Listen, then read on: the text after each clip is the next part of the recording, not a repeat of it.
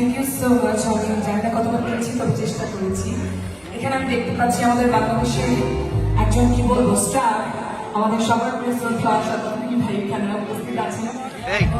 আরো অনেক পরিমাণ ব্যক্তিবর্গ এখানে উপস্থিত আছেন, যাদের নাম বলে হতে পারবে শেষ করতে পারবো না। তো সবাইকে আমার পক্ষ থেকে অনেক অনেক শুভেচ্ছা এবং ভালোবাসা। আমি আমার আরেকটি গান করছি, চেষ্টা করছি।